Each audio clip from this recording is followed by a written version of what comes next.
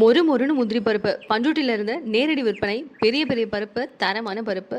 Order now.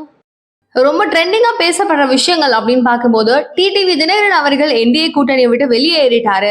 இவர் எப்படி வெளியேறலாம் ஐயோயோ அப்படின்னு சொல்லிட்டு ஒரு பக்கம் வந்து பாசிட்டிவ் அண்ட் நெகட்டிவ் ரிவ்யூஸ் அப்படிங்கிறது ரொம்ப மிக அதிக அளவுல கூடுதலாவே டிடிவி தினகரன் அவர்களுக்கு போய்கிட்டே இருக்கு.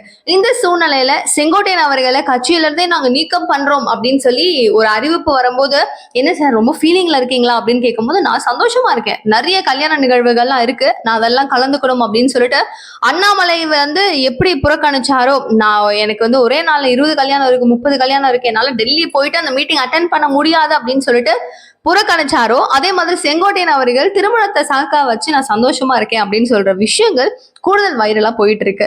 அண்ட் என்னதான் நடக்குது அரசியல் களத்துல, இப்போ பதவி ஏத்த ஒரு 4 மாசத்துல இப்போ நயினா நாகேந்திரன் அவர்களுக்கு பதவியே இருக்குமா இருக்காதான்னு தெரியாது போல இருக்கே, பதவி பறிப்பு நடக்கும் போல இருக்கே அப்படின்னு சொல்லக்கூடிய அளவுக்கு மீதம் இருக்கிற ஒரு கட்சி தலைவர்களும் அவரை டார்கெட் பண்ணி பேசுற விஷயங்கள் உண்மையாவே அமித்ஷா அவர்களுடைய ஆக்ஷன் என்னவா இருக்க போகுது அப்படிங்கிற மாதிரி டோட்டலா இன்னைக்கான அரசியல் சூழல் எப்படி இருக்கு அப்படிங்கறத ஃபுல்லா டீகோட் பண்ண போறேன். மிஸ் பண்ணிடாதீங்க, லாஸ்ட் எண்ட் வரைக்கும் ஸ்கிப் பண்ணாம பாருங்க. அனைவருக்கும் வணக்கம். நீங்க பார்த்துட்டு இருக்கிறது கல்கிரி நியூஸ் அண்ட் நான் தீபிகா.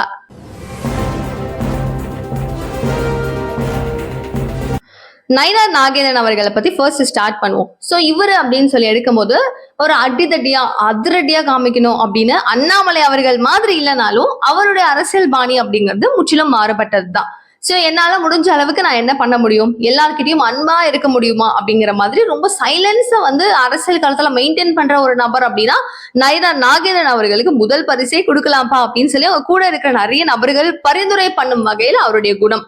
சோ இந்த மாதிரி இருக்கிற இவரை இப்போ டிடிவி தினகரன் அவர்கள் கார்னர் பண்ணி டோட்டலா வந்து இபிஎஸ்க்கு இவர் தான் அப்படின்ற மாதிரி கோத்து விட்டு பேசுறாரு. என்னப்பா இது அப்படிங்கிறது தான் இன்னொரு ஒரு அப்படியே எல்லாருமே கேட்டுட்டு என்னாச்சு அப்படின்னு சொல்லி கேட்கும் வகையில இருக்கு. அண்ட் இப்போ ஓபிஎஸ் அவர்கள், டிடிவி தினகரன் அவர்கள், சசிகலா அப்படின்னு சொல்லி எடுத்துக்கிட்டோம்னா இவங்க 3 பேருமே வந்து என்ன ஆகுறாங்க, ஓபிஎஸ்க்கு பின்னாடி போறாங்க. ஸோ ஸ்டார்டிங் ஆஃப் ஏடிஎம்கே அப்படின்னு வைக்கும்போது ஜெயலலிதா அம்மையார் அவர்கள் இறந்ததுக்கு அப்புறமா இந்த கட்சி எனக்கா உனக்கா அப்படின்னு சொல்லி பிச்சு போட்டுக்கிட்டு நீயா நானா அப்படின்னு பொதுச் செயலாளர், அதாவது முதல்வர் வேட்பாளருக்கு நீயா நானா அப்படிங்கிற ஒரு மிகப்பெரிய போட்டி இருக்கும் சூழல்ல ஓபிஎஸ், இபிஎஸ், சசிகலா அப்படின்னு இருந்துச்சு. ஸோ நான் வந்து சின்ன அம்மா அப்படின்னு சொல்லிட்டு அவங்களுடைய பிராண்ட் ப்ரமோஷன்ஸை பண்ணிக்கிட்டு இருந்தாலும் கோர்ட்ல இருந்து நீங்க இந்த கட்சிக்கு வந்து பொதுச் செயலாளர்லாம் கிடையவே கிடையாது அப்படின்னு சொல்லி ஒரு அறிவிப்பை கொடுத்திருந்தாலும் இன்னை வரைக்கும் நோட் பேட் ஒன்னொன்னும் ஒரு லெட்டர் பேடு கொடுக்குறாங்க அப்படின்னாலும் அதுல இவங்களுடைய பேர் சசிகலா அப்படின்னு மென்ஷன் பண்ணி பொதுச் செயலாளர் ஆஃப் அதிமுக அப்படிங்கிறது குறிப்பிட்டு தான் அவங்க பண்ணிட்டு இருக்காங்க. பண்ணக்கூடாதுல அப்படின்னு சொல்லிட்டு நீதிமன்றமே உத்தரவு கொடுத்திருந்தாலும் நான் பண்ணுவேன் அப்படின்னு சொல்லி அவங்க பண்ணிட்டு இருக்காங்க. இன்னைய வரைக்கும் நான் சந்திரமுகி தான் அப்படின்னு நம்புற மாதிரி நான் தான் இந்த கட்சியினுடைய அதிமுகவினுடைய பொதுச் செயலாளர் அப்படின்னு சொல்லும் வகையில சசிகலா அவர்கள் மெயின்டைன் பண்றாங்க. சோ இது ஒரு பக்கம். அடுத்த கட்டமா ஓபிஎஸ் அவர்கள், இபிஎஸ் அவர்கள் நம்ம சொல்லியிருந்தோம் இல்லையா, இவங்க 2 பேருக்குள்ளேயும் இருக்கிற ஒரு பெரிய பஞ்சாயத்து அப்படி இப்படி எல்லாம் போய் நீங்க தாங்க அப்படின்னு சொல்லி இப்போ ஓபிஎஸ் அவர்களை தூரம் தள்ளிட்டு இபிஎஸ் அவர்களுக்கு முதல்வர் வேட்பாளர் அப்படிங்கிற ஒரு அந்தஸ்தை கொடுத்து வச்சிருக்காங்க அமித்ஷா. ஆனாலும் இதுக்கு முன்னாடியும் அவர் கிட்டத்தட்ட ஒரு 4.25 வருஷத்துக்கு மேல முதலமைச்சரா இருந்திருக்கிறாரு, வேலை பார்த்திருக்காரு, நிறைய நலத்திட்டங்கள் கொண்டு வந்திருக்காரு, நிறைய விஷயங்கள் பண்ணியிருக்காரு. அது இல்லை அப்படின்னு சொல்லி டோட்டலா அப்போஸ் பண்ணி நம்ம நிக்க முடியாது. பிகாஸ் நம்ம திமுகவையும் வந்து இல்ல அவங்க ஒண்ணுமே பண்ணலன்னு சொல்ல முடியாது.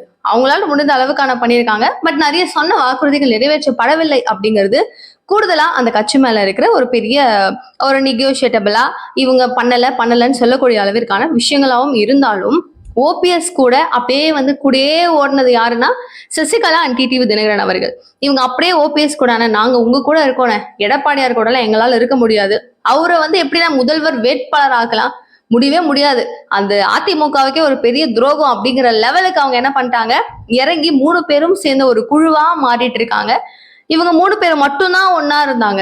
அண்ட் செங்கோட்டையன் அவர்கள் இப்ப சமீப காலத்துல அதிமுகவில இருந்து போன நபர்கள் ஒருத்தவங்களும் எந்த நிபந்தனையும் இல்லாம உள்ள சேருவாங்க. நீங்களும் எந்த நிபந்தனையும் இல்லாம எக்ஸப்ட் பண்ணணும், 10 நாள் கெடுன்னு அவர் சொல்லியிருக்காரு. பட் எந்த நிபந்தனையும் இல்லை அப்படின்னு அவர் சொன்னார்ல, அந்த வார்த்தை உண்மையா அப்படின்னு கேட்டீங்கன்னா ஷுவரா இல்ல. ஏன் அந்த கேள்விக்கான பதில் நான் சொல்றேன்.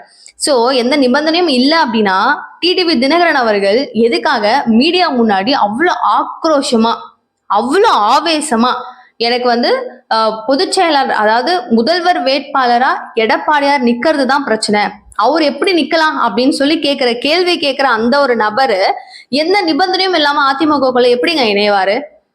யோசிச்சு பாருங்க, எப்படி இணைவாரு? அவர் முதல்ல இவர் இருக்கக்கூடாது அப்படிங்கறதுதான் முதல் விஷயமாவே அவர் சொல்றாரு. அப்ப நிபந்தனை இல்லாம அவர் உள்ள வருவாரா? அவங்களை இவர் சேர்த்துக்கணும் அப்படின்னு சொன்னா அவங்க 3 பேரும் இவர் தான் முதல்வர் வேட்பாளர், நம்ம அக்செப்ட் பண்ணலாம் அப்படின்னு சொல்லி அக்செப்ட் பண்ணிட்டு உள்ள வருவாங்களா கட்சிக்குள்ள? எதுக்குமே ஆன்சர் கிடையாது. ஆனா இன்னைய தேதி வரைக்கும் எடப்பாடியார எல்லாரும் கழுவி ஊத்துறது. எதுக்காக அவரை அக்செப்டே பண்ணல, அவங்களும் முக்கியம் இல்லையா, எல்லாரும் முக்கியம் இல்லையா அப்படின்னு நினைச்சாலும் இது வந்து ஒரு அவங்களுடைய அக்செப்டன்ஸ் ஆஃப் மைண்ட் அப்படிங்கிறது அங்க ஆப்சன்ஸா இருக்கிற காரணத்தினால இவங்க அக்செப்ட் பண்ணாம தான் இருக்கிறாங்க. இந்த சூழ்நிலையில செங்கோட்டையன் அவர்களுடைய வாய்ஸ் அவுட் அப்படிங்கிறது அதிமுகவுக்கு ஒரு பெரிய ஒரு இடிய மாதிரி தான் இருக்கும் இல்லையா? இவர்லாம் எம்ஜிஆர் காலத்துல இருந்து இருக்கிறாரு, கூடவே இருக்கிறாரு.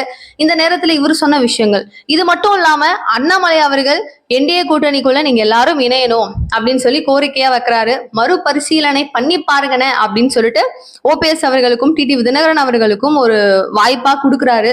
நம்ம என்னைக்கா இருந்தாலும் வந்து அவசரப்படக்கூடாது, பொறுமை காக்கணும், என்னைக்கா இருந்தாலும் என் கட்சிக்குள்ள இணைவீங்க, திரும்ப என்டிஏ கூட்டணிக்குள்ள இணைவீங்க அப்படிங்கிற ஒரு நம்பிக்கையின் பேரில அண்ணாமலை அவர்கள் சொல்ற வார்த்தைகளை டிடிவி தினகரன் அவர்கள் அண்ணாமலை அவர்களுடைய முயற்சியால தான் நாங்க என்டிஏ கூட்டணிக்குள்ள வந்தோம், ஆனா வெளியேறதுக்கான முக்கிய காரணம் இப்போ இருக்கிற மாநில தலைவரான நயினார் நாகேந்திரன் அவர்கள் தான். அவருக்கு தான் வந்துட்டு கொஞ்சம் ஓவரா இருக்கு அவருடைய பேச்சு, அவருடைய பாவனைகள் சரியில்லை, அவருடைய ஆணவ பேச்சு அப்படி இப்படின்னு சொல்லி நிறைய குற்றச்சாட்டுகளை டிடிவி அவர்கள் கொடுக்குறாரு. இத்தனை நாட்கள் இல்லாம டிடிவி தினகரன் அவர்கள் எதற்காக இவ்வளவு குற்றச்சாட்டுகளை சொல்லணும் அப்படிங்கிற ஒரு கேள்வி இருக்கு இல்லையா? சோ இதுக்கான ஒரு மேஜர் பாயிண்ட் முக்குலத்தோர் அப்படின்னு சொல்ற இந்த சமூகம், இந்த இவங்களுடைய ஓட்டு எல்லாம் யாரு பக்கம் தான் தீபிகா போவோம்? இவங்க தானே அதிமுகவுக்கு முக்கியமான ஆட்கள். இவங்க ஓட்டு அடுத்த கட்டமா யாருக்கு தான் போகும் அப்படின்னு பார்த்தா அதிமுக அண்ட் பாஜக கூட்டணி அப்படின்னு சொல்லி வரும்போது பாஜகவில் நயினார் நாகேந்திரன் அவர்கள் முக்குலத்தோர் சமூகத்தை சார்ந்தவர். அவருடைய 3 பேருக்கும் இப்போ ஓட்டு இல்லாம ஒருத்தவங்களை மாத்தி ஒருத்தவங்க நீயா நானா அப்படின்னு சொல்லி இவங்க 3 பேருமே சண்டை போடும் சூழ்நிலையில நயினார் அவர்களுக்கு ஒரு நல்ல சப்போர்ட் இவங்களுக்குள்ள இருக்கு அப்படிங்கிறது தான் அவங்களுடைய கணக்கு. சோ இது உண்மைதானான்னு கேட்டீங்கன்னா இவங்களையும் தாண்டி திமுகவினுடைய இருக்கிற முக்கியமான ஆட்கள் பல பேரும் இந்த சமூகத்தை சார்ந்தவர்கள் தான். இவங்களுடைய ஓட்டு அங்க செதறும் அப்படிங்கிறதுல மாற்று கருத்தே கிடையாது. ஆனாலும் வரக்கூடிய ஓட்டு அப்படின்னு பார்த்தா நயினார் அவர்களை வச்சு எடுத்துடலாம் அப்படிங்கிறது இப்ப பாஜகவினுடைய அதிமுகவினுடைய ஒரு கணக்கா இருக்கும். இந்த ஒரு சூழ்நிலையில டிடிவி, ஓபிஎஸ், சசிகலா இவர்கள் எல்லாரும் சேர்ந்து எடுத்து கொலாப்ஸ் பண்ணணும் அப்படின்னு நினைச்சு ஸ்பாயில் பண்ணணும்னு நினைச்சு நயினார் அவர்களுடைய பேரை உபயோகிக்கிறாங்க அப்படிங்கிறது கூடுதலா எல்லாரும் சொல்லக்கூடிய ஒரு விஷயமாவும் இருக்கு. சோ நயினார் அவர்களுக்கு ஆணவ பேச்சு, அவருக்கு திமுரு பேச்சு, அன்னைக்கு வந்து ஓபிஎஸ் அவர்கள் போயிட்டு பெரிய தலையான அமித்ஷா அவர்களையும் மோடி அவர்களையும் பார்த்திருந்தாருன்னா இன்னைக்கு என்டிஏ கூட்டணியை விட்டு போயிருக்க மாட்டாங்கல்ல, நாங்களும் போயிருக்க மாட்டோம்ல, எங்களுக்கு மதிப்பு இல்லைங்க, நாங்க அதனாலதான் வெளியில வந்துட்டோம் அப்படின்னு சொல்லக்கூடிய டிடிவி தினகரன் அவர்களும் ஓபிஎஸ் அவர்களையும் என்கிட்ட நீங்க சொல்லியிருந்தீங்கன்னா நான் ரெடி பண்ணி கொடுத்துருப்பேன், நான் பேச வச்சிருப்பேன்ல அப்படின்னு சொல்லியிருந்தாரு பாத்தீங்களா நயினார் அவர்கள். அதற்கான ஆதாரமா ஓபிஎஸ் அண்ணன் அழகா எடுத்து காமிச்சாரு போன்ல, வாட்ஸ்அப்ல அவர் பண்ண மெசேஜை காமிச்சாரு, கால்ஸ் பண்ணிருக்காரு, எதுவுமே அவர் எடுக்கல. அவ்வளவு ஆணவமா அவர் இருந்துட்டு இன்னைக்கு மாத்தி மாத்தி அவர் பேசுறாரு, அவரு தான் நாங்க வெளில வரதுக்கு காரணம், மரியாதை இல்லாத ஒரு இடத்துல எப்படி நாங்க இருக்க முடியும் அப்படிங்கிற மாதிரி டிடிவி பல குற்றச்சாட்டுகளை நயினாரை நோக்கி வைக்கிறாரு. இப்போ இந்த விஷயம் அவர் எப்படி தீபிகா பாதிக்கும் அப்படின்னு கேட்டீங்கன்னா உள்ள இருக்கிற முக்கிய கட்சியில இருக்கிற முக்கியமான அதாவது என்டிஏ கூட்டணிக்குள்ள இருக்கிற முக்கிய ஆட்களே நயினார் நாகேந்திரன் அவர்களை குறை சொல்லி அவங்க கார்னர் பண்ணி பேசுறாங்க. அப்படிங்கும் போது மீதம் இருக்கிறவங்க எப்படி எடுத்துப்பாங்களோ, மீதம் கூட்டணிக்குள்ள வரணும் அப்படின்னு நினைக்கிறவங்க எப்படி எடுத்துப்பாங்களோ, நயினார் அவர்கள் நம்ம கட்சிக்கான இப்போ எப்படி அண்ணாமலை அவர்கள் நம்ம கட்சி தான் முக்கியம் அப்படின்னு சொல்லிட்டு முழுக்க ஸ்ட்ராட்டஜிஸ் எல்லாத்தையும் பாஜக பக்கம் மட்டும் காமிச்சிட்டு இருந்த ஒரு நபர் இப்போ நயினார் அவர்கள் கிட்ட பொறுப்பு போனதுக்கு அப்புறமா அதிமுகவுக்கு தான் நான் சப்போர்ட் பண்ணுவேன்ற மாதிரி பாஜகன்றதை மறந்துட்டு அவங்க பின்னாடியே ஏன் போகணும் அப்படிங்கிற மாதிரி அமித்ஷா அவர்களுடைய பார்வையை டோட்டலா மாத்தி விட்டு அமித்ஷா அவர்களே நீ உன்னோட தயவு செஞ்சு கொடுத்துட்டு நீ கிளம்புப்பா, அண்ணாமலையே இருந்துட்டு போட்டுன்னு சொல்ல வச்சிருவாரு போல் இருக்கேன்ற மாதிரி தான் நம்மளுடைய தோணலும் இருக்கு. ஆனா அது சாத்தியமான்னு கேட்டீங்கன்னா எடப்பாடியார் இருக்கிற வரைக்கும் அண்ணாமலை அவர்களுக்கு அங்க பதவி சத்தியமா கிடைக்கிறதுக்கான வாய்ப்பே கிடையாது. தொகுதியில நான் அங்க நிக்க போறேன் இங்க நிக்க போறேன் அப்படின்னு சொல்லி சும்மா அவர் சொன்னாலும் இல்ல நான் வந்து வேற என்ன தொண்டனா நீ இருந்து வேலை பாரு கட்சிக்காக உடன்னு சொன்னாலும் நான் பண்ணுவேன் அப்படின்னு அண்ணாமலை அவர்கள் பெருமிதமா சொல்றாரு. ஆனா அந்த அளவுக்கு மோசமா என்டிஏ நடந்துக்குச்சுன்னா அதுக்கப்புறம் பாஜகவுக்கு ஒரு பெரிய இழப்பு வரும் அப்படிங்கிறதுல மாற்று கருத்தே கிடையாது. பிகாஸ் நயினார் நாகேந்திரன் அவர்களும் அண்ணாமலை அவர்களும் ஒரே பிஜேபி அப்படின்னாலுமே இவங்களுக்கான தொண்டர்கள் வேறு, இவர்களுக்கான தொண்டர்கள் வேறு. சொல்லலாம் அண்ணாமலை அவர்களுக்குன்னு ஒரு தனி டீம் இருக்காங்க, நயினார் அவர்களுக்குன்னு ஒரு தனி டீம் இருக்காங்க. ஸோ இவங்க உன்னமாத்தி உன்னன்னு சொல்லி கன்ஃபார்மா ஒரு பெரிய பிரச்சனை அப்படிங்கிறது உருவாகும்.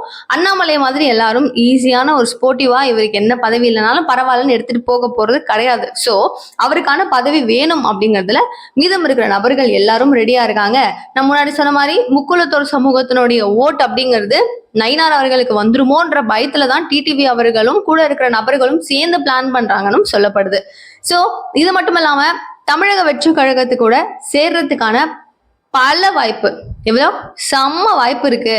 பிகாஸ் ஓபிஎஸ் அவர்கள் டிஎம்கே கூட போறதுக்கு சான்ஸ் ரொம்ப கம்மி. ஸோ சசிகலா அவர்களும் சரி எல்லாரும் போய் அங்க போவாங்களா அப்படின்னா கிடையாது. ஏன்னா இவங்கெல்லாம் ஆதி காலத்துல இருந்து ரொம்ப வருஷமா அப்படின்னு சொல்லக்கூடிய அளவுக்கு இருக்கிற நபர்களா இருக்கக்கூடிய நேரத்துல டைரக்டா போயிட்டு ஒரு எதிர்கட்சி கூட சேருவாங்கன்னா ரொம்ப பெரிய ஒரு மோசமான ஒரு சுச்சுவேஷனா தான் இருக்கும்.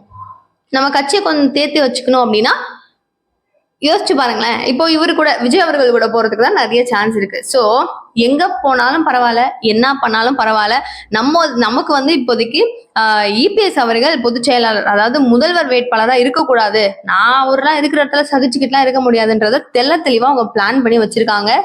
விஜய் அவர்கள்கிட்டயும் பேச ஸ்டார்ட் பண்ணிட்டாங்க. இதுக்கப்புறம் எந்த சூழ்நிலையும் எந்த டிஸ்ட்ராக்ஷன்ஸும் இல்லாம எல்லாமே சுமூகமா நடக்கும் அப்படின்ற மாதிரியும் சொல்லப்பட்டு இருக்கு.